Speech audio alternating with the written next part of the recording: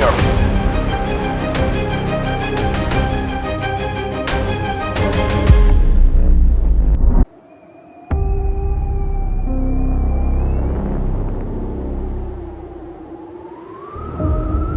A plane crashes in the middle of nowhere. No signal, no rescue, no hope. The world searches for 8 days and then walks away. Everyone on board is officially declared dead. But here's the twist. They were still alive, trapped in the middle of the frozen Andes mountains, without food, without heat, and without anyone coming for them. And what they did to survive is something most people wouldn't believe if it wasn't real. It was October 13th, 1972. A plane carrying 45 people took off from Uruguay to Chile. Most of them were young rugby players, excited, laughing, talking about the match they were heading to. Inside the cabin, it felt like a normal flight. No fear, no warning. But outside the window, the Andes Mountains were watching silently. And something about those mountains was about to change everything. As the plane crossed the Andes, the weather suddenly changed. Thick clouds surrounded the aircraft. The pilots lost clear visibility. Turbulence started shaking everything. Passengers looked around, confused. But the real danger wasn't the storm. It was the fact that the pilots believed something deadly. They thought they had already passed the mountains. They hadn't. Suddenly, a loud metallic scream. The plane hits the mountain. One wing rips off instantly. Seconds later, second wing gone.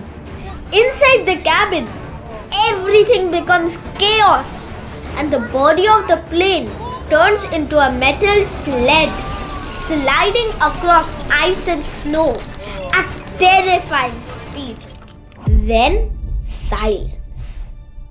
12 people are gone instantly. Many are injured badly. The survivors slowly crawl out of the wreckage, and what they see destroys all hope. No roads, no trees, no help.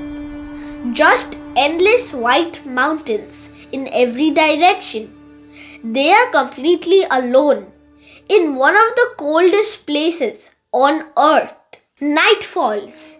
The temperature drops below freezing. The survivors have almost nothing. A few chocolates, a little wine, and some broken parts of the plane for shelter.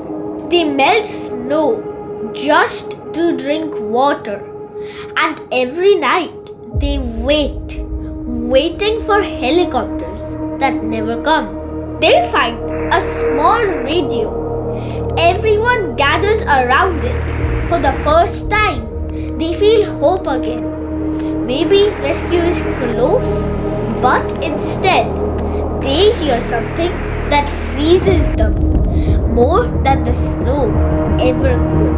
This is the latest update regarding Uruguayan Air Force Flight 571.